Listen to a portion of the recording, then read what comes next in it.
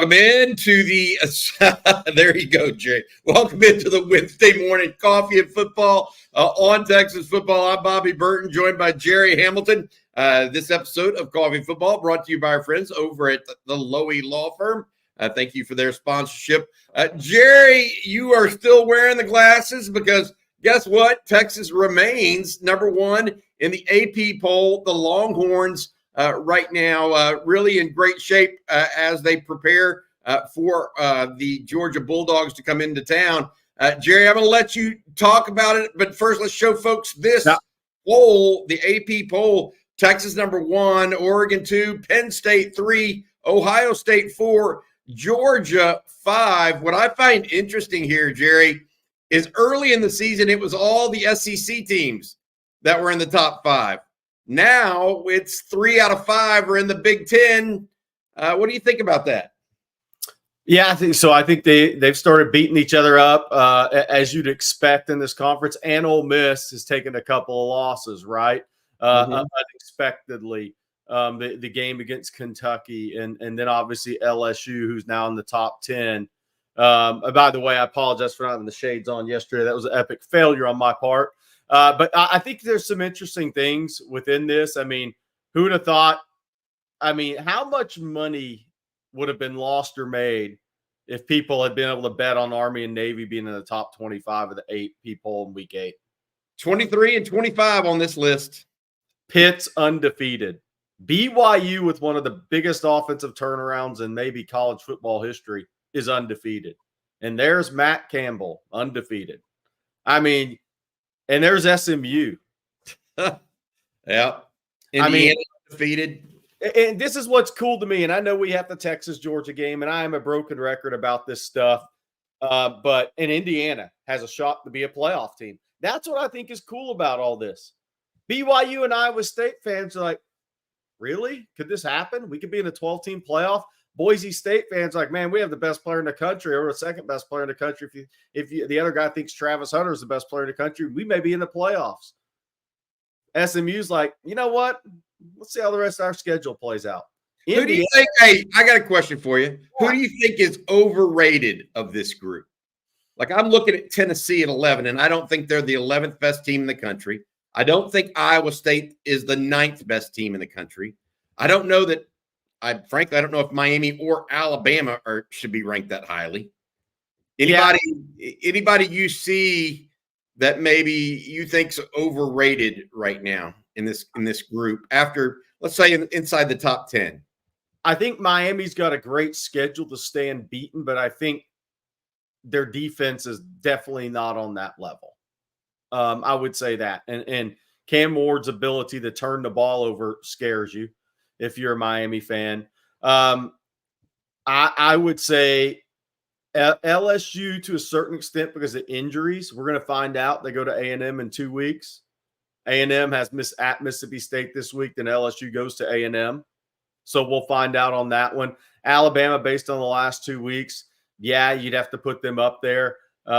It's such an interesting year. I mean, Texas, Georgia, Oregon, Ohio State, and even Georgia with the loss at Alabama. I mean, Kalen DeBoer hit them on empty. Georgia went the zone. Georgia roared back. We'll see if Georgia's a top 5 team. They're at least they're gonna bring their best effort of the year, win or lose Saturday. They're gonna look like that level team Saturday because their back's against the wall. But you Clemson's got a schedule to run it out the rest of the way, Bobby. Yeah, they do. I think that, look, it's nice to look at that stuff. We got to focus on the Longhorns, though, today. Texas expected to deliver its first injury report of the week, official injury report. That'll come out around 7 o'clock tonight. We'll be back online for that when that comes out with a live stream as well, Jerry. Jerry, also, we've been talking about a lot of recruiting news and notes. This is expected to be one of, if not the biggest recruiting weekend of the year. Talk about that next. But first, we want to say thank you to our sponsor. That's Adam Lowy of the Lowy Law Firm. If you've been injured in a car wreck, truck wreck, automobile accident of any kind, make sure you reach out to Adam and his firm. They've got 20 plus years in the business of doing clients right. For a free consultation, no strings attached. Give Adam and his folks a call. Reach out to them at loeylawfirm.com. Thanks, Adam, for your support of On Texas Football. A lot of you noticed that Blake Monroe is not here with us today. He's sitting this one out. He's got some other things he's got to attend to this morning. He'll be back with us tomorrow as well. Today, before we get to recruiting, I also want to say we're going to talk and take your questions quite a bit this morning. Since Blake is out, it gives us a chance to roll through more questions probably than usual. So please get those in as well, and we'll get to those too. Let's go back to recruiting as promised, Jerry. You've been breaking some news lately. I saw you added a 2026 name to the list late last night. The defensive lineman out of Bastrop, Tiki Hola, 2027 athlete, Booby Feaster out of DeSoto. This continues to be a who's who of recruiting, not only in the state of Texas, but across the country. Look at these visitors coming in, Jerry. Talk about those guys and tell us what you know. Yeah, so I think I think we're up to 53 combined 5-star, 4-stars in the classes of 25, 26, and 27. So we're over 50 now, which means it may reach 60, 55 or 60 when it's all said and done in those three classes. But it's a big weekend of defensive line. Look, On Texas Football believes Javian Hilson, Texas has a healthy lead there, leads for Michael Terry. Then you have 4 Georgia defensive linemen scheduled to come in. We'll see if all 4 of those guys make it. Sometimes things change at the last second, but Joseph Mbaktu, Justice Terry, official visits. Kevin Wynn already made an official visit in June. Walter Mathis, unofficial visit. Those are 4 of the very best D linemen in the country, and they all happen to be in the Peach State, which has, 25 of them this year, it feels like, that are committed to Power 4 schools already. So it's going to be Justice Terry and Walter Mathis have never been on campus at Austin. This will be their first visits to Texas. So Texas has a chance to really blow those guys away and go from trailing big to legitimately being in the race. We'll see how that goes. Joseph Mbaktu, the Florida commitment. Obviously, he was at an Alabama Georgia game in Tuscaloosa. He's been on campus at Georgia. This is his official visit, second visit to Texas. He'll also be on campus with Nick Brooks, Texas commitment, and Tyler Atkinson, 2026. Malcolm Simpson from Hitchcock. He'll be on campus with Kelshawn Johnson, A&M commitment. Then you have Riley Pettijohn, assuming he comes in, Ohio State commitment there. We're still tracking, waiting to see if a Madden Faramo schedules something. We'll see on that if he could schedule something this weekend or in November. We haven't been told specifically on that as of late last night, so we're still waiting word on that. Then a ton of the commitments. Jonah Williams making his official visit this weekend. You have a lot of the committed guys in the class: Lance Jackson, Jonathan Cunningham, KJ Lacey is flying in, Jamie French is flying in, Elijah Bo Barnes, Josiah Sharma, Myron Charles. Somebody talked about Myron Charles Sr. Huddle. It looks really good, by the way. Amari Winston said yesterday he's going to be in. So that 25 group is going to be loaded with commitments trying to help recruit Nicholas Townsend, trying to help recruit some of these other 25s, although we're in the NIL era, so that class recruiting is not as impactful as it used to be. And then the 26 group coming in is just stellar. I mean, it's just stellar. That 26 group coming in, John Turntine from North Crowley, Toa Katoa, Euless Trinity, Nicholas Robertson from Klein, 3 really, really talented offensive linemen. Dia Bell's coming in. The running backs, Tashard Choice will kind of take center stage with the 26s because the running backs coming in, Javian Osborne, Amari Latimer, you name it. There's like 4 running backs coming in that 26 class. So it's a loaded visit weekend. There you see the 26, Amari Latimer, Javian Osborne. Then you see Nicholas Robertson there. Dylan Berryman from Monroe, Ouachita, who was at, I believe, the Mississippi State game. I think Texas and LSU are going to battle it out there. Noah Clark out of North Carolina is a stud. The linebackers, Tyler Atkinson and Kosiak Paul are 2 of the best in the country. Atkinson's one of the best prospects in the country, regardless of class. Jabari Mack as a speedy receiver out of Destrehan in Louisiana. Then you see Jalen Lott, saw him a couple of weeks ago, and he's an absolute explosive playmaker. The Jalen Lott, obviously, 2 family members that played at Texas. Obviously, people know James Lott. His mom also played for Jody Conrad there. But that 26 list continues to grow. There's over 50 now, 53 combined 5 stars and 4 stars that are scheduled to be in this weekend. There'll be one or two drop off that list, but I can guarantee you there's going to be 3 or 4 or 5 more added on. I completely agree with you, Jerry. This is looking like, and I wrote this morning on ontexasfootball.com. Like I've been doing this 30 years. I mean, here's the difference, and I say it's probably the best visit list I've seen. I'm not 100% sure because I can't I forget as much as I remember these days. But it's as good a visit list as you're ever going to see for Texas. And first of all, the game itself is causing that. The matchup of 1 versus 5, everybody wants to go to it. I wrote that this morning on Texas Football. The difference that I'm seeing is the emphasis that Texas has put in Florida and Georgia in recruiting. And so it makes it not just Texas high school players that are coming to this game. I mean, what are there, a half dozen to a dozen Georgia players coming to this game? Yep. That are, I mean, they're not just good. I mean, they got offers from Georgia and Alabama and Florida and the rest of them. Big boy battles. It's Florida, Florida. There could be up to 5 kids from Florida at this game. Name a game you've seen 5 kids from Florida at a Texas game before. So this is what we've talked about it. This is what happens when you start winning at this level. You can get kids. You have the ability to get kids on campus, and parents and kids want to say, you know what, we need to take a look.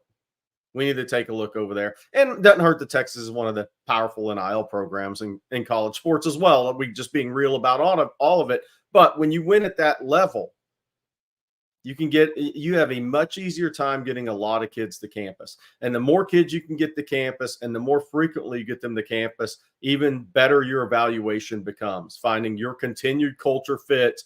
Because I do think what's going to happen for Sark and this staff, assuming they make it to the playoffs this year and continue on this season, I'm not saying undefeated, just make it to the playoffs and continue your ascension, is you're going to have more guys want to jump in earlier. And then you start having to make those decisions. And then you also, the other tough thing when you start winning is continuing to build a team versus collect talent, because it gets easier to just collect talent when you're winning at a high level. It gets more difficult to maintain building the team, because some of those shiny toys, man, they're really shiny, but they may not all be the right fit. And that's why you want these kids on campus to evaluate them. I completely agree. You get a chance to really get a feel for who they are, Jerry. Yeah, that's the big piece to me, is you get a chance to understand who and what they are. Let's go to the chat line, because I think this is kind of interesting to me. And there's a couple questions in here, and I'm just going to get over the first one first, because I think he's always kind of funny and clever. Henry James BC says, hi. So for those that haven't been following Jerry Hamilton for long, hi is code for Texas has at least one commitment that has not gone public. Now, they don't always go public, and things can happen under the, behind the scenes, et cetera. But, Jerry, I'm going to ask for the whole chat, because we ask at least once a week, does Texas currently have any highs right now for their recruiting situation? More than one. There we go. More than one, Henry James. I know you got that. We've got some special guests coming up. Of course, Wednesdays is Hump Day with Hills. Tony Hills will be joining us here momentarily. Before we do that, though, I want to say thank you to one of our sponsors. That sponsor is BetterHelp.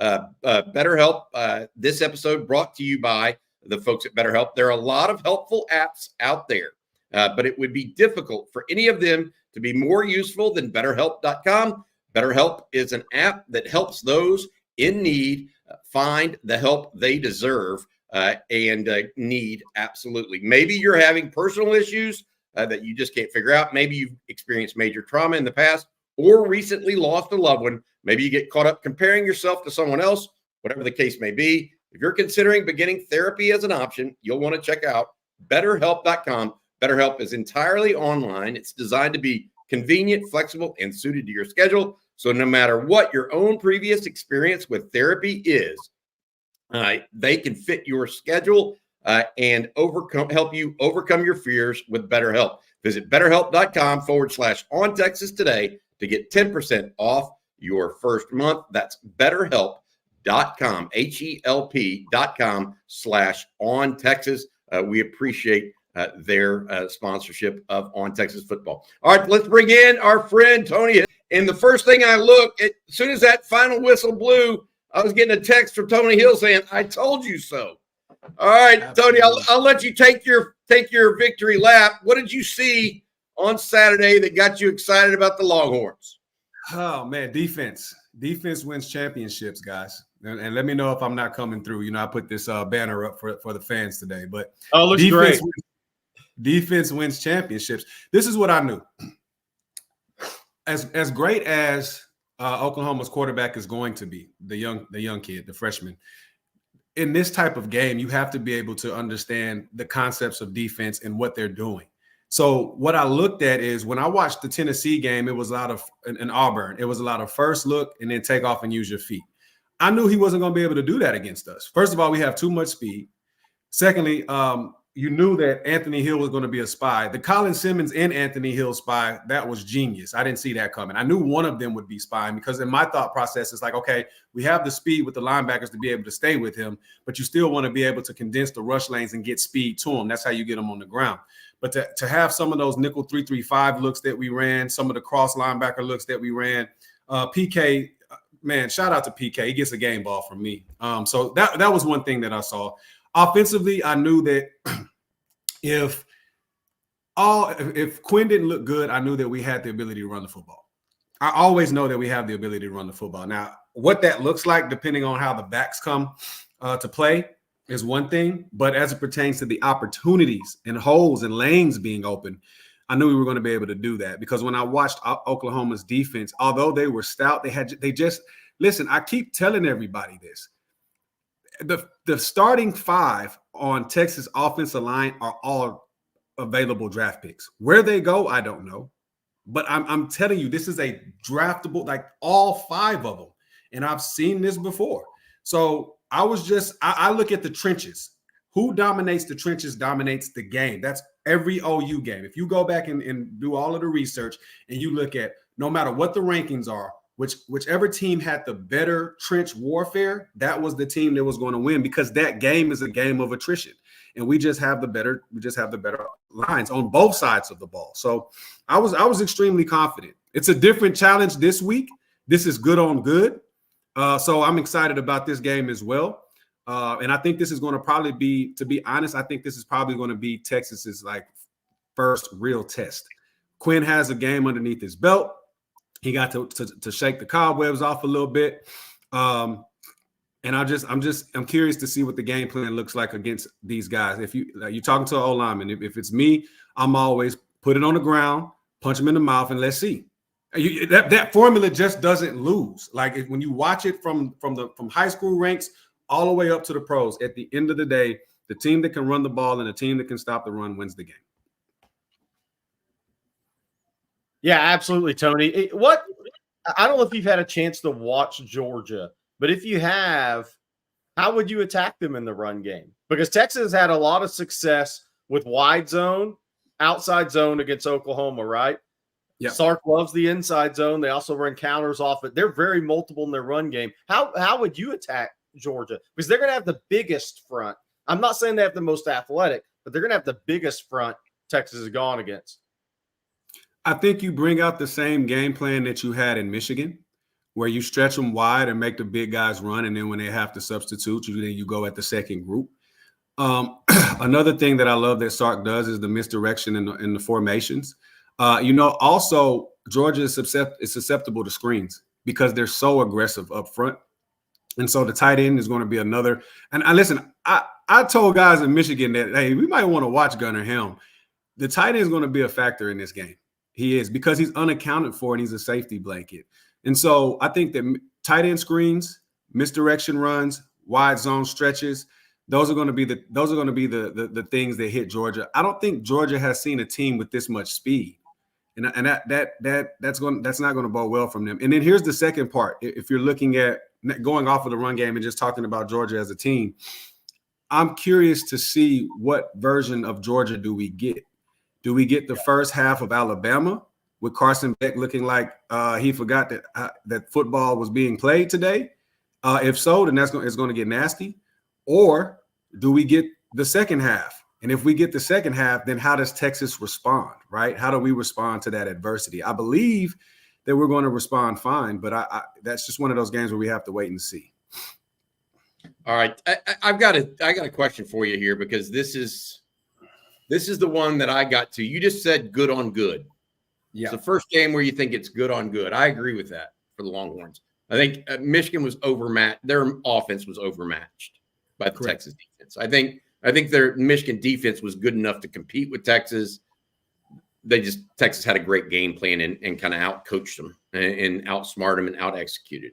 Now it's good on good, though, right? And me and Jerry counted it up. We think there are going to be 70 players throughout the rosters, Tony, that make an NFL roster from both teams combined. Hugely talented two teams, right?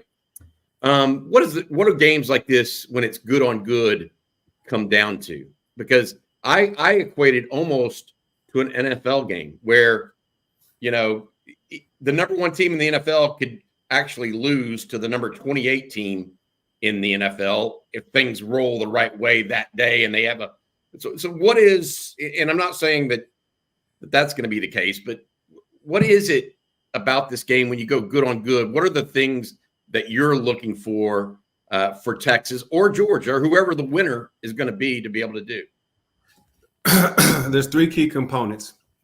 The first one is execution, right? So you have to have a penalty. This is one of those games where you got to be penalty free. And when I say penalty free, like we talked about, Bobby, it was the same thing I told you about the Oklahoma game. Not having 25-yard explosive plays being called back for a holding call, right?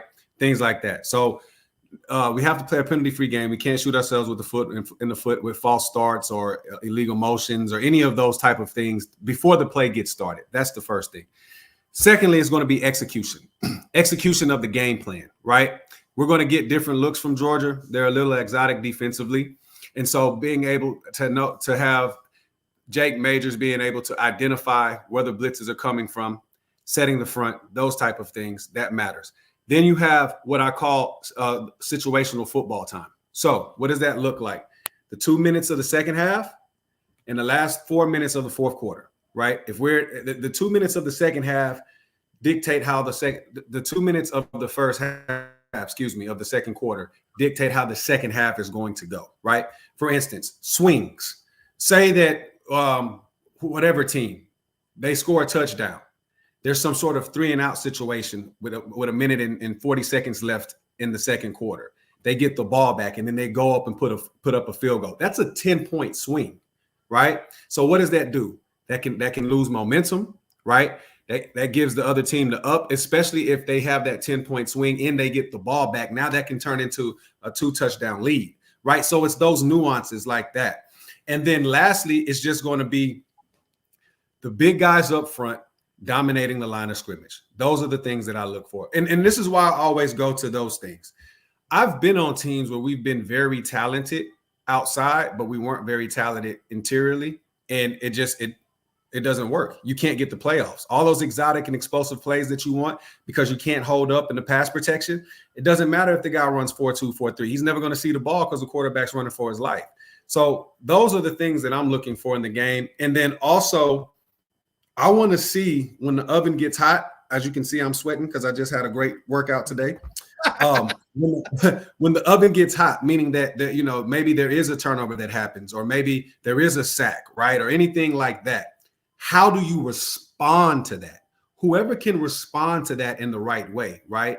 Playing that complementary football that we've seen Texas play, that's who's going to win the game, right? And it's just that's what you get when you get good on good. This Pittsburgh Steelers and Ravens games, guys, it's similar to that in my mind. Like it's this close. It's, Joe Flacco overthrows on third down and Ben Roethlisberger hits Hines Ward for a 20-yard gain and we kick the field goal to win, or Antonio Brown catches it in the fourth quarter and extends it over the goal line and we win by 4 points. Like it's to me, I think that this is the game that you thought you might see in Oklahoma. I believe that this is the game that we're going to see. That close game, fourth quarter, who has it last? I want to add this, and I will say this. So Sark did a nice job. He said a nice thing yesterday, or excuse me, Monday, about Kirby Smart, Will Muschamp, and Glenn Schumann, the kind of brain trust defensively for Georgia. At the same time, Kirby Smart said really nice things about Steve Sarkisian and his no bulletin board. yeah, no bulletin board. But here's the question: some of these tight games like this, when it's good on good, the coaching can sometimes in the scheme, like Texas's scheme against Michigan. Yep. I don't know that it surprised us as much as the execution of it surprised us. It was so sharp. Is this a game where the coaching staffs may have a little something extra to say about who comes out and wins? Because Texas overwhelmed UTSA and Mississippi State and ULM. Texas was going to win that game. Yep. You could have probably switched head coaches and still won that game, right? Yeah. Is that where coaching gives you maybe an edge one way or the other? Coaching is going to get you an edge, and not for me, not during the first quarter and even half of the second. Coaches are going to get you an edge on the adjustment, right? Being able to make the in-game adjustment is going to be the difference in this game, right? And so that's the thing, because when I look at the Georgia-Alabama game and they were getting slaughtered and everybody like, oh, here it is, here we go, right?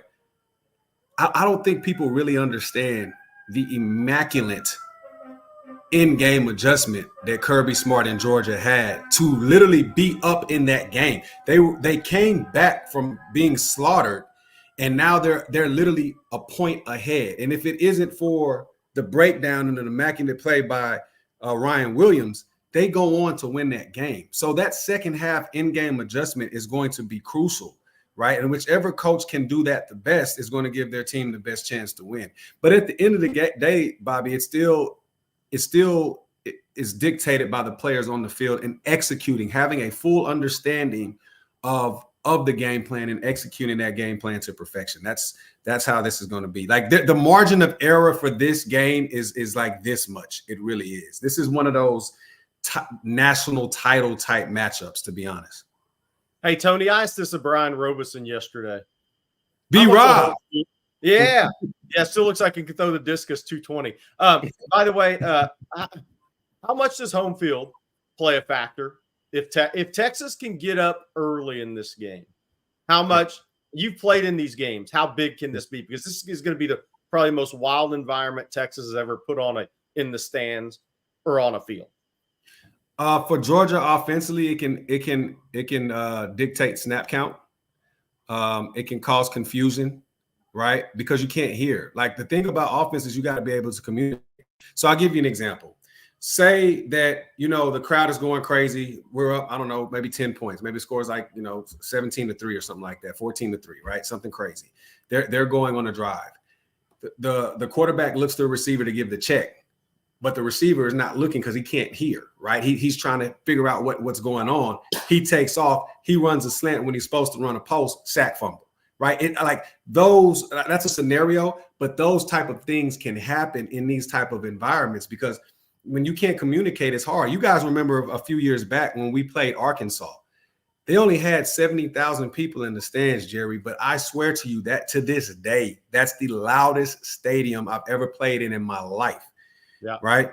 And it definitely had an effect on us as it pertains to communication. Right. And then when you're talking about where does this hurt offensive linemen? A lot of them, when you're in away games, you go on silent count.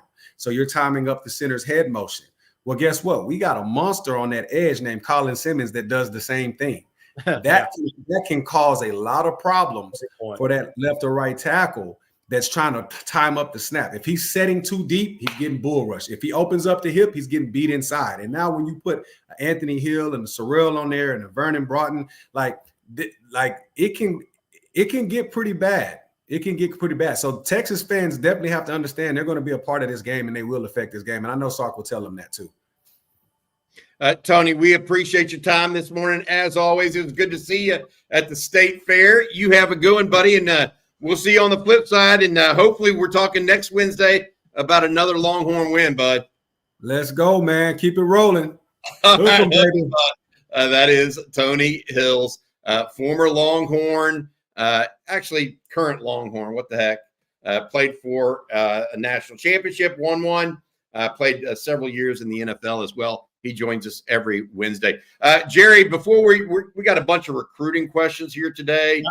We've got some team questions about Georgia and their situation on injuries. Yes. But before we do that, do you mind telling folks about Factor? No, I can definitely do that because I need more of it in my life. Sweater weather pairs perfectly with savory fall foods. But that sounds good to start a read. But with your busy schedule, sometimes it's hard to eat the way you'd like to, especially when you're on the road. That's where Factor comes in. Their chefs do the shopping and the chopping to bring you fresh, never frozen, fully cooked meals right to your doorstep. All you have to do is heat and eat.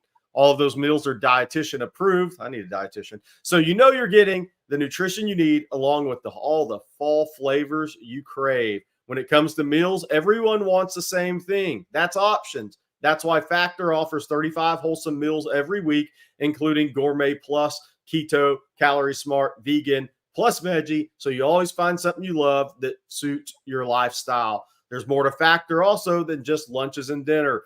Eat from easy breakfasts and smoothies to delicate midnight snacks. Factor has over 60 plus add-ons to keep you fueled and focused 24/7. And with a plethora of flavors, you'll never get bored. This fall, you got a lot going on outside the kitchen. Keep your plans and turn to Factor. They deliver fresh, nutritious, chef prepared meals ready to eat in just 2 minutes.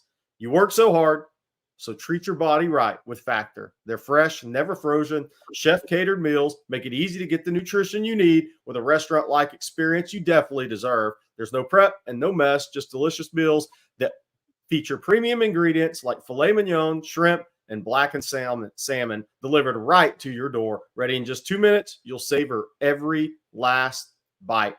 Head to factormeals.com/Texas50 and use code Texas50 to get 50% off your first box and 20% off your next month. Everybody's going to have abs. That's code Texas50 at factormeals.com/Texas50 to get 50% off your first box plus 20% off your next month. Thank you very much, Jerry Hamilton. Hey, Jerry, we just talked a little bit about Carson Beck earlier, and I'm looking at these stats. He's thrown some picks, but 1,800 yards passing, had 459 yards passing last week against Mississippi State. He's on a little bit of a roll right now, I think. What do you think about Carson Beck and his stature coming in to this game? ESPN, by the way, just put out a list of first-round draft picks. Carson Beck was on that list. Quinn Ewers was not. Could this be a battle between Beck and Ewers to see which one is better? Yeah, it'll be interesting to see. On Carson Beck, his numbers are interesting because those 5 interceptions have all come in the last 3 SEC games. He had 3 at Bama and 2 last week against Mississippi State. Obviously, he didn't have one. He didn't have one against Kentucky and didn't have one against Auburn. Those 2 400-yard games he's had came against Alabama and against Mississippi State in Athens last weekend. So he's putting up big passing numbers in the SEC this season. He's also thrown 5 picks in 4 SEC games, 5 in his last 3. If he throws 2 picks Saturday, he's going to put his team in a tough spot. So he's got to cut down on the turnovers. While the numbers are impressive, he does have to cut down on the interceptions because the last road game he played in, he threw 3 against Bama, and that's part of why they got down 37 in that game. All right, let's go to the chat line here. Brendan Bowersox heard Georgia's middle linebacker is out for the game. I can't even pronounce his name correctly. Smile Mondon. Smile Mondon is out for this game, and he's their best middle linebacker in coverage. Is that right? Yeah, he definitely is. So that is to what Tony Hills was talking about, Gunnar Helm. That presents a little bit of an issue for Georgia in this game because Smile Mondon is definitely their best coverage backer. He was an all-SEC guy last year. He's reported to be out again. This will be his 3rd straight game he's missed. So that's, again, what the 2 things that were interesting to me with Georgia's linebackers going into this game was Smile Mondon going to be able to play? And he had been out, so we're thinking no. 2, what are they going to do with Jalen Walker, who plays a lot of inside backer, but it's also their best edge pass rush guy? what are they going to do with him Saturday? I think that's going to be interesting, kind of the game within the game, because when Jalen Walker plays off the edge, he's really dangerous. He likes to play middle backer. Georgia likes to play him at middle backer. I think they have a need for him to be there. But I think Georgia's scariest defensive looks are when he's coming off the edge. So Smile Mondon out, their best coverage backer. And what are they going to do with Jalen Walker Saturday? That's going to be interesting to watch kind of in the first quarter of the game. You mentioned Gunnar Helm. Connor Vaughn says, Gunnar Helm, Juan Davis, appreciation post. Thanks for the super chat, Connor. That duo has played well this year, Jerry, and hopefully the Longhorns get out of them more on Saturday, because I look, Texas is going to need to be multiple against Georgia. You're not going to just be able to line up and run them over. That's exactly what we talked about with Tony, and what we suspect. Georgia is as talented, if not more so, than the Longhorns. And as Tony Hill said, it is good on good. Cody Hook with this one, Jerry. Will we be seeing Ryan Wingo's snap count go up right now? The guy makes an impact every down he's on the field. It's interesting, Jerry. If you rewind, like every snap he's on the field, obviously he's been a big play specialist for Texas. Whether it's a reverse or a slant that he takes, splits the seam there and goes down the sideline. But also, I think back to the play that he made blocking for Trey Wisner down the field on Wisner's touchdown run. I mean, it was Ryan Wingo that kind of made that last block. As he does more of those things and that gets put on film, you'll see his snap count rise. And I'm guessing that Steve Sarkisian is seeing a lot to like right now about Wingo. He talks about it. Wingo, he says he's just as good, every bit as good as other national receivers around the country that are freshmen. Yeah, so I think the thing to watch as the season moves along is how much do you see him and Bond on the field together at the same time. That's what I'm watching for. I mean, Matthew Golden, tremendous. The problem for Sark is they're all NFL players, right? I mean, DeAndre Moore, all of them are going to play. Matthew Golden, really, really, really good football player. Are there some times where you have them on the field together for a longer period of time, Bond and Wingo, as the season moves along? That's what I'm going to be interested to see. But so much Saturday is going to come down to Bond's health too. I mean, how many snaps Wingo plays is going to come down to Bond's health. Wingo is the most talented receiver in the program, and that's saying something in this program. Isaiah Bond was having a hell of a season until he went down in the first quarter early second quarter against Oklahoma. 17.5 per catch. He probably would have gone 70, 80 yards in that game. So he'd have been up 430-ish yards on the season. So I wonder if we're going to see more of those guys play together more in some key games coming up. The thing I would go back to is Matthew Golden's not coming off the field much right now. He's a hell of a player. It's going to have to be 3 wide situation, so that would be 11 personnel. Yep.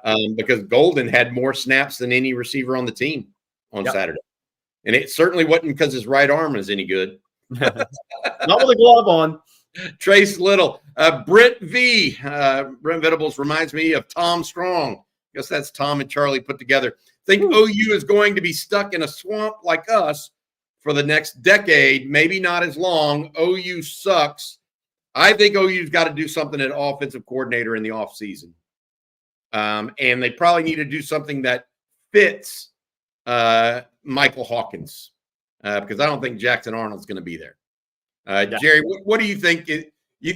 Rod talks about the possibility of OU losing its identity, kind of like Texas did when Colt McCoy left and Mac all of a sudden went to this power offense and went to Garrett Gilbert, who wasn't, is highly recruited, but necessarily wasn't that good of a player in comparison to the previous player at the position in Colt McCoy.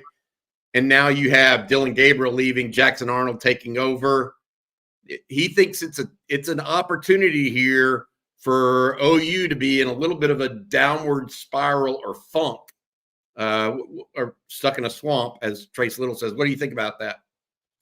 Yeah, it's a tough call because, I know we're all having fun this week, but their top 5 wideouts are out. And that is impactful because two of those guys are surefire NFL draft picks and probably day 2 draft picks. And Nick Anderson was being mocked in some first rounds. He's played, 12 snaps this year. So that I get where Rod's going. That's why I do think if Brentville's decided Michael Hawkins is going to be my guy, then whether that changes from within or they go outside and hire a new offensive coordinator, they got to find the perfect fit for him to maximize what he can do. But I'm more cautious on their offensive line for them. Them and Texas have kind of gone in opposite directions here this season. You've seen the work of Texas in development through high schools with some big-time guys, and they're now going to be up for the Joe Moore Award. And you see Oklahoma that had to revamp through the portal. And I think that's hard to do in a one-year scenario. I think Oklahoma's got to get more consistent with high school recruiting, some key high school offensive line recruitments, and really building that thing up. If they just go portal hunting every year in the offensive line, I could see them struggling because I think that's difficult to do. It looks like they're recruiting better on the offensive line this year, though, with Fasusi and Foji and some guys like that, right? Potentially. Interesting. All right, Jason Wasson. Let's go to recruiting questions. There's about 4 or 5 lined up that I want to get to, Jerry. Would Texas take a class of 28 or 29 for 2025? Right now, the Longhorns at 21, but several possibilities remain, including some potentially this weekend even. Yeah, so I think that's a great question. And here's where I come out on that question. If you're sitting at 27 commitments in-house, I'm not saying they're all publicly, in-house, come November 23rd. And you have 2 other guys that you can't turn down that want to come jump in, you're going to 29. So it depends on the who.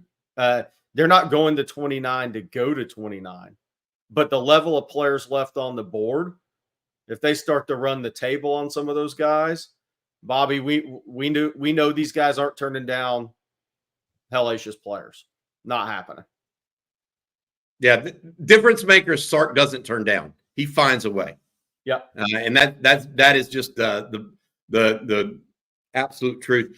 David Keith Williams, a couple more recruiting questions here. What is more important, Texas getting Kevin Wynn and Walter Mathis to pair with Sharma and Myron Charles, or getting Riley Pettijohn, the linebacker, about a McKinney to pair with Elijah Bo Barnes at linebacker? Is there a better? I mean, it's just, I think it does.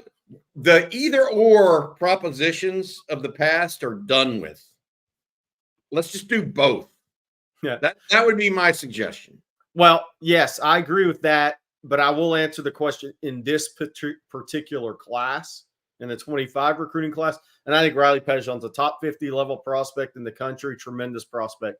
If you're asking me 2 D linemen or 1 backer, I'm not even thinking twice on that one. Texas has to get 4 DLs. And if the 2 you threw at me there, if that could happen, that's a no-brainer. And I think Riley Pettijohn's a great player, but we're talking about needs here at the end of the class. Ski Breck with the question, is Michael Terry a lock for wide receiver? This young man out of Alamo Heights in San Antonio. What position does he want to play? We already have one too many wide receiver recruits. Should be hitting the portal for that position. I don't know that Sark agrees with you there, Ski Breck, but I understand where you're going. Yeah, I don't think so. I think Michael Terry wants a shot at that position, but he's such an interesting prospect because, he's a true athlete, right? I mean, he plays running back, he plays wide out, he played some limited snaps on defense, and everybody's recruited him at different positions. You know, there was one point in time in his recruitment before everybody zeroed in on just offense when it became more clear he wanted to be an offensive player first and foremost. You had A&M saying outside linebacker. You had Texas saying athlete. We'll figure it out. You had Oregon saying running back. You had Nebraska saying wide out. There aren't many recruitments, Bobby, where everybody's saying something different. But now that it's zeroed in, and I think that's why A&M's kind of hit the curve on that, but that's where they thought he would be best. And but he's I think he's an offensive-minded kid. But I don't think he's a lock to play wide out. Could he be a bigger running back? Could he play a Juan Davis role, but actually didn't play running back? And actually Juan Davis with a little bit more receiving skills. Right, with 10.7 speed. Or not 10.7, sorry, 10.9 speed at 225 pounds. He's an interesting – those guys Sark loves on offense. Yeah. Because he can do a lot with those guys. So think about when he would line up Cedric Baxter out wide from the running back position. Well, what if you did that with Michael Terry? And you just quick horizontal pass to the boundary. You got a couple of blockers in front, and suddenly you have a 225-pound guy that's kind of a hybrid of everything running with the football. That's a nice piece to have in Sark's offense. This one last recruiting question before we move on to some team questions. From Logan Farmer, thanks, Logan, for the question. How does Sark manage Saturday with so many recruits on campus as well as the big game? So this is different. I think it's a great question. Much different than an official visit weekend where it's all focused on these kids and their families. These kids have been, like some people say, well, our kids going to get enough attention? There's so many kids. These kids and families know this game. They've all been to college games. They've been to games this season prior to now. This is more of a, you're here, come see our product. They'll shake some hands on the sidelines. Now, the official visitors are different, right? There's a few guys that may be on a 2-day unofficial visit, but there's a lot of people that are just coming in for the game that day. And then they may drive back to Dallas or Houston that night after the game, get in late, what have you. But this isn't a scenario where a 2026 kid's going to walk away saying, man, I didn't get enough attention.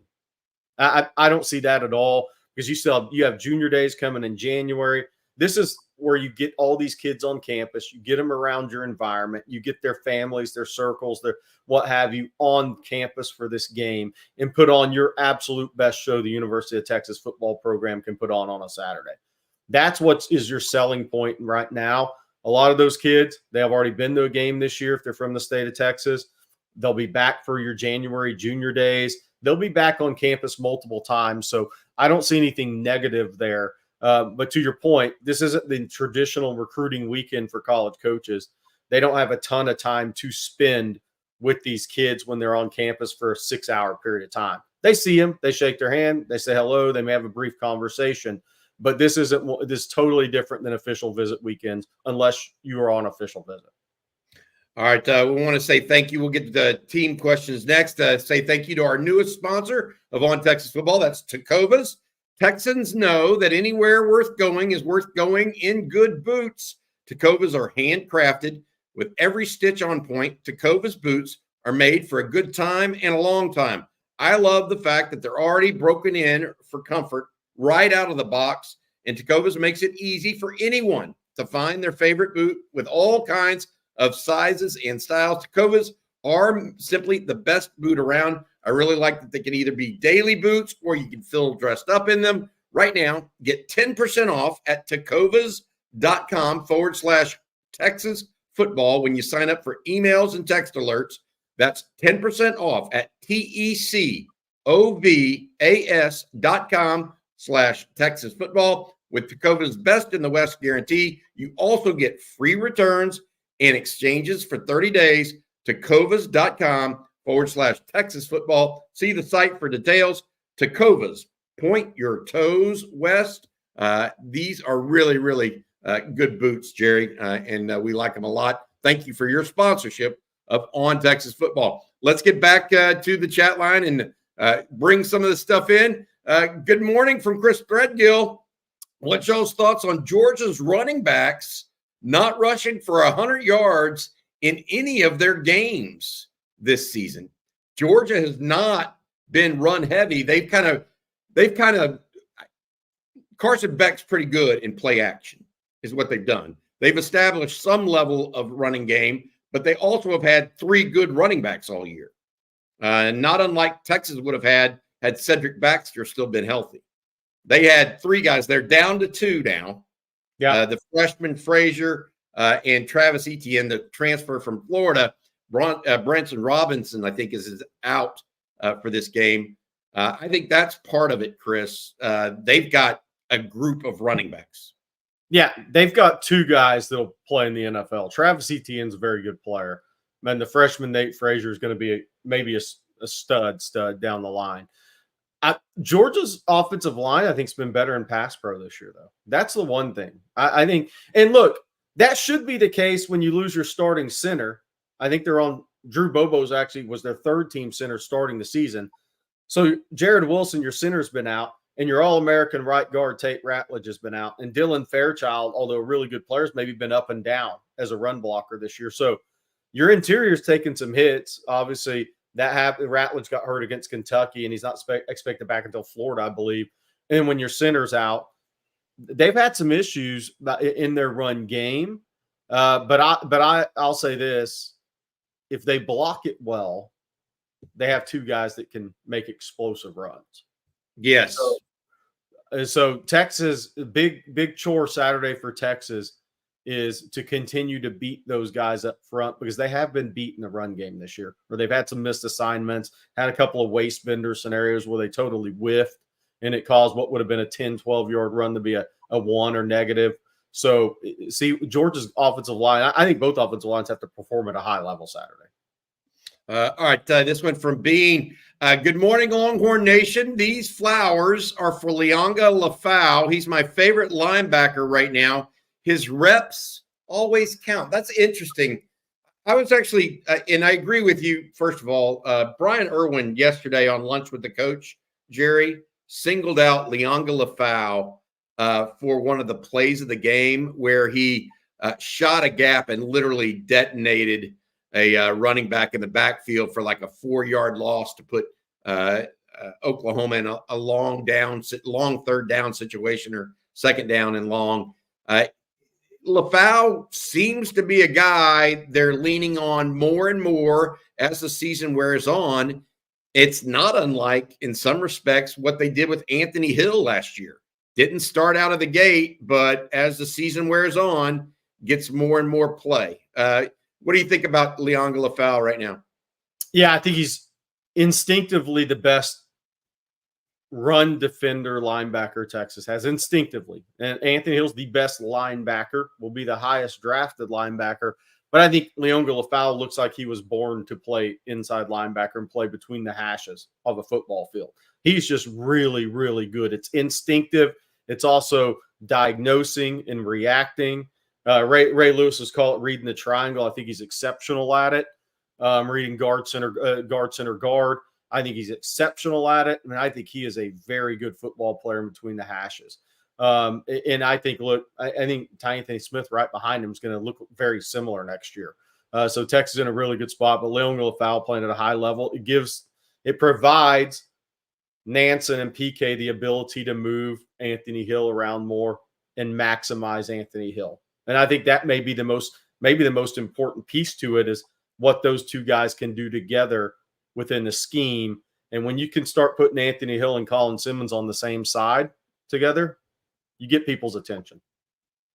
Bean, thank you for the super chat there. This one from Kenny Joe. Bobby and Jerry, could you discuss the abilities of the Georgia OTs? You talked about them just briefly there. What do you think of them as pass protectors? Because I think that we know they're probably really good run blockers, Jerry. How are they in pass protection? You know, Ernest Green's interesting. Texas finished second on Ernest Green, for those that remember that recruitment out of St. John Bosco. He's projected to be a first, second round guy, probably second round guy. Not the tallest tackle, but he's got long arms. He's an oversetter at times this year, a little bit, but we'll see. We'll see if that gets cleaned up. Xavier Truss, really long arms. Maybe he's crossed his feet a few times in pass pro this year and got him caught up, got him twisted a little bit. Those guys are going to have to play at a high level come Saturday, because Georgia's played. Alabama blitzed the backers up the middle a lot, and they got two tremendous backers. They've played some good interior guys.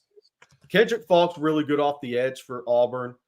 But I think Texas has the best collection of edges and outside rush ability that Georgia's seen this year. So their offensive tackles, I think Texas is going to try to attack those guys in pass pro. And I'm not saying they're going to win, but this is going to be the best. We talk about Georgia's easily the best offense, easily not even close, that Texas will have faced this year. I think the Georgia offensive line is facing the best collection of edge rushers they have all season. When you combine Anthony Hill will be playing out there some as well off the edge. So Georgia's offensive tackles have a big task in front of them. Defending running backs out of the backfield is going to be big for the Texas defense Saturday. I want to add this, just thinking about it. Georgia's played Alabama this year, and you're saying Texas has better edges than Alabama. How things have changed in three years, 3 short years. Colin Davis, what do y'all want to see from the Texas D this week to feel that they are elite? Is it yards given up or points or something else? Look, I think in today's day and age, playing a good offense, you're going to give up yards. It's going to be about reducing scoring in the red zone and getting a couple of 3 and outs to get the ball back for you in times of need. So 27 points or less is a win for Texas, in my opinion. Over 27, and that's going to be Texas is going to have to win a shootout. So it may feel at times, because this is a good offense, it may feel like at times a little bit like a Big 12 matchup on Saturday. That's my anticipation. I hope I'm wrong in some respects. What do you think, Jerry? I think Edward has a great one, tackling. So Texas has tackled well this year. This is the best athletes they played this year as a collective group. Yep. So you're going to be tested tackling in between the hashes, on the perimeter in the short game, on the perimeter in the intermediate game with tight ends, and potentially vertically in catch-up situations. So it's going to be, I think, a really sound tackling game with sound communication. You've seen a missed run fit against a UTSA, right? They gave up explosive. But you haven't seen communication breakdowns, really. Sound communication, sound tackling, I think is a really good sign for Texas the rest of the season, because they're playing multiple NFL players at multiple positions on offense this week. Jerry, Justin Yarbrough has a good question here. Any updates on the younger guys that have not gotten much playing time? The class of 24 has been very impressive. Yes, it has. In the class of 25, I'm gonna throw 3 guys out there, and they're all on the offensive line. I'm hearing really great things about Daniel Cruz, Nate Kibble, Yes. And Brandon Baker. Yes, all 3. Yeah, Texas may have, and can't say for sure, but they may have 3 NFL players out of 3 that they took. That's pretty strong. So when I look at the future of the Texas team right now, the biggest thing they're going to have to replace next year is the offensive line, perhaps all 5 of them. Yeah. So those young guys being impressive, I think, is important. Ty Anthony Smith, although you guys have seen him, Jordan Johnson-Rubel is outplaying his recruiting ranking based on what I've heard. I like Santana Wilson, even though he's not on the field this year. If he'd have been in for spring, he probably would have been on the field in some capacity this year. I think they really like him. I think Alex January, I think Melvin Hills is a good rotational player. Zena, you haven't seen much of, but they like Zena's upside. So I think Texas really likes this class behind the scenes. Yeah, and I would add Trey Owens, good player. You guys, he's behind people. Jordan Washington, NFL tight end, they think. Alex January obviously is going to be you mentioned him. Starter. He was playing in the first quarter, I think, against OU, by the way. Just so you know. Stephen Shell, before the season, thank you for the super chat, Stephen. Before the season, we were hearing about our DB coaches not doing a good job at development. What say you now? I don't know what to say yet. They haven't faced that quarterback. That's the A+ quarterback. We'll know more, but I will tell you that the communication back there looks a ton different than it did just a year ago. Yeah. I mean, look, we were worried about DB development last year. Shouldn't you have been? We weren't wrong. I mean, everybody saw it. I think that they're a different team this year, more experienced. Adding Andrew Makuba, I think, is underrated.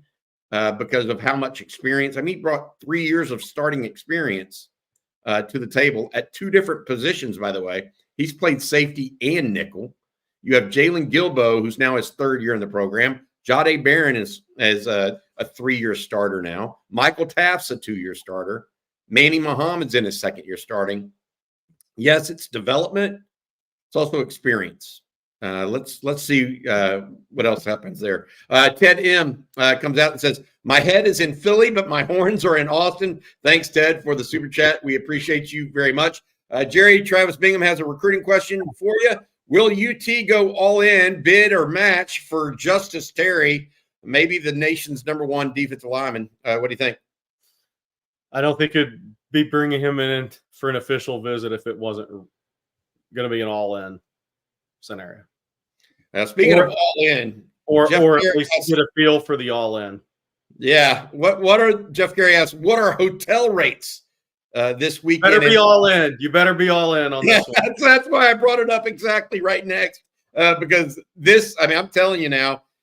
We've had people book hotels down in San Marcos and New Braunfels for this weekend. So it's not an easy situation right now, finding hotels at the last minute if you're doing. The Duke says, reports of LaFau starting. The kid has been the real deal, been saying it for 2 years. Putting him on Hill and Hill on the field together is the way to go. What we agree with here is this, Jerry. LaFau is really natural middle linebacker, and Hill is your disruptor. If you make Hill be the middle linebacker, he doesn't get to disrupt as much. Right. And you saw the impact of that on Saturday with LaFau eating up a lot of that time. And then we have Derek Smith asking a similar question here. Good morning, Longhorn Nation. Good morning to you, Derek. Has Leongo LaFau supplanted David Benda in the starting lineup? And if so, what does that do to Benda's draft stock? It puts him behind Anthony Hill because that's really the position that is taking over, and that's not a surprise. David Benda has to keep doing what he does best. I mentioned this early in the process or early in this show, Jerry. It's not about how many snaps you play at Texas right now. It's how you perform with those snaps. Yeah. How many plays does Silas Bolden have? How many snaps did he get? 13. Okay, what did he do with those snaps? Scored a touchdown on one of the best hustle plays, maybe the best hustle play of the year in college football, and then he almost turned a punt. So David Benda needs to put on film when he's out there what he is, the best foot forward. That's where it will hurt probably if he doesn't put the film out. You don't get as many chances, but man, what you do is you got to get out there right away. Bobby Petronic says, bring your wallet, the piggy bank, and 3 jars of mayo. If you bring the mayo, you better bring the Fletchers. Don't do that to me, Jerry. Hey, we got time for about 3 or 4 more questions, but first I want to say thank you one final time to our sponsor. That's Adam Lowy over at the Lowy Law Firm.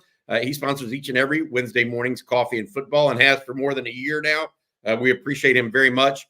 If you've been injured in a car wreck, truck wreck, automobile accident of any kind, including motorcycle or 18-wheeler, give Adam and his team a call. Reach out to him at loweylawfirm.com. The thing I like about Adam, he gives you a no strings attached consultation. He lets you know whether or not you think you might be due some compensation if you've been injured in a car wreck. All right, Jerry, let's just look a little bit here further on some questions. This one from Whips and Chips. What are y'all's thoughts on Kenny Baker? Do you think he is coaching better than expected? Maybe recruiting better than expected right now, in my opinion.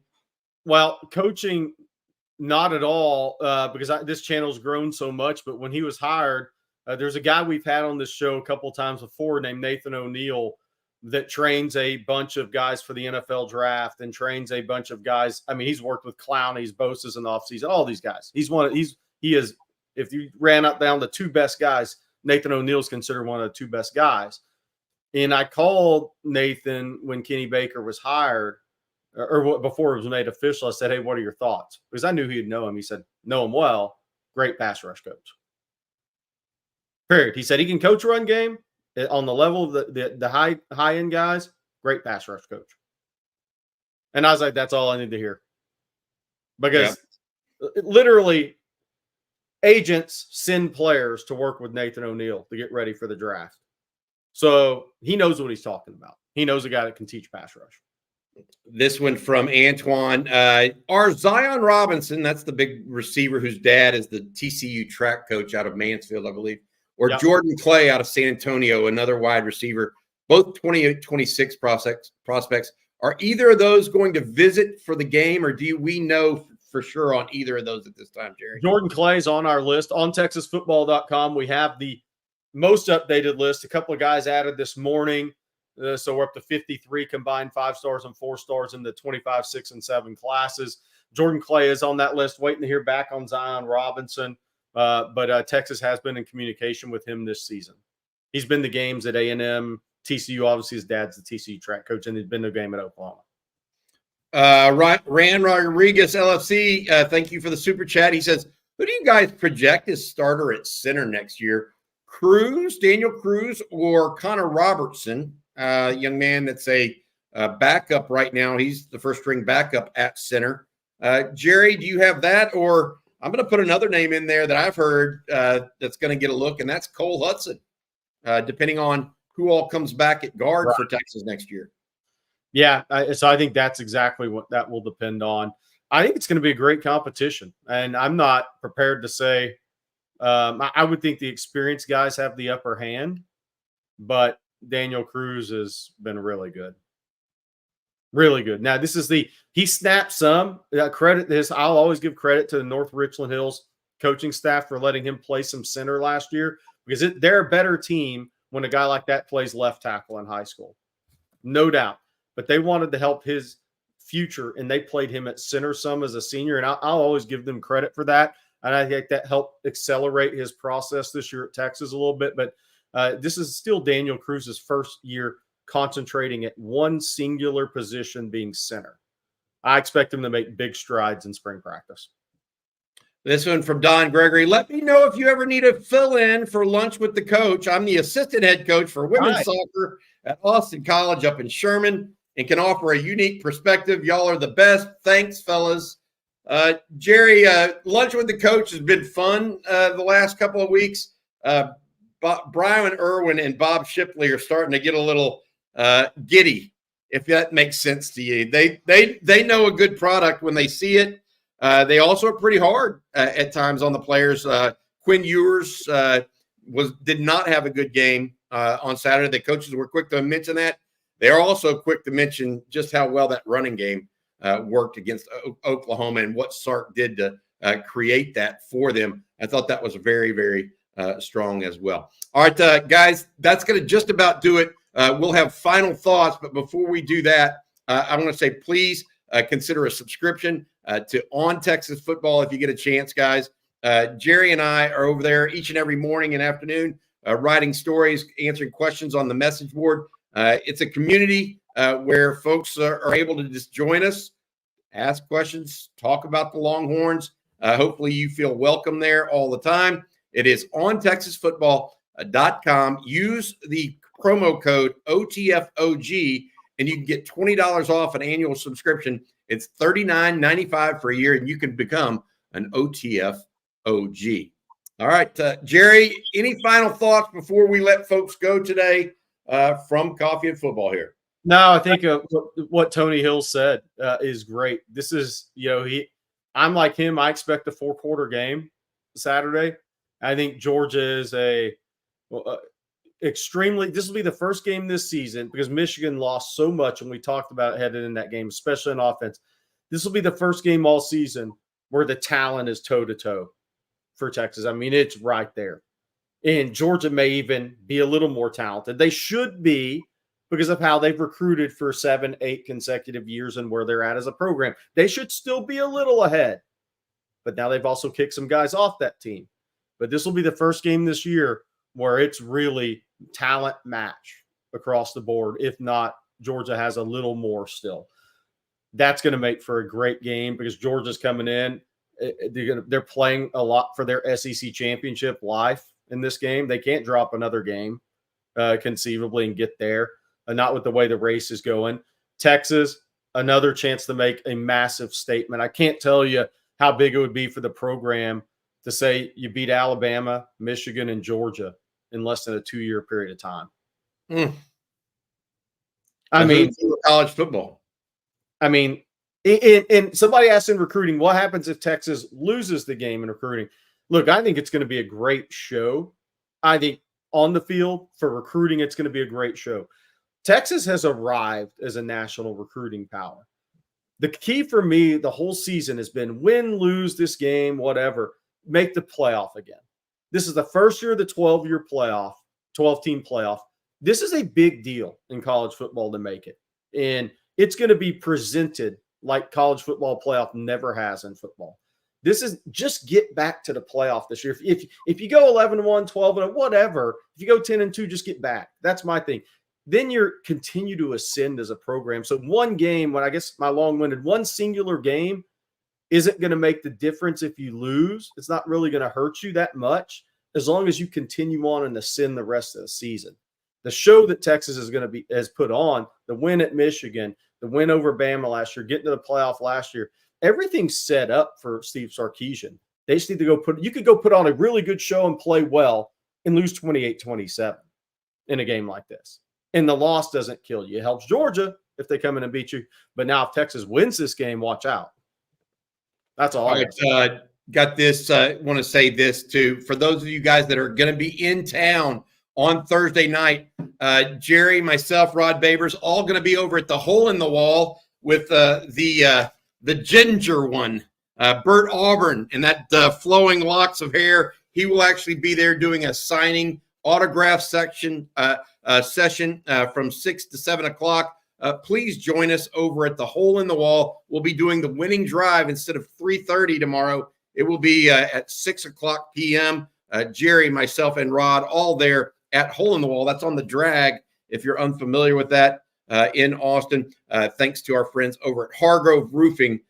Know who's on your roof for putting that on. All right, that's going to do it for today's Coffee and Football. For Jerry Hamilton, I'm Bobby Burton. Blake Monroe will be back at it tomorrow morning. I will not be here because I'm heading to Austin in the morning on a 5:45 a.m. flight. You guys have a good one today. We'll be back with State of the Program next. Hook 'em.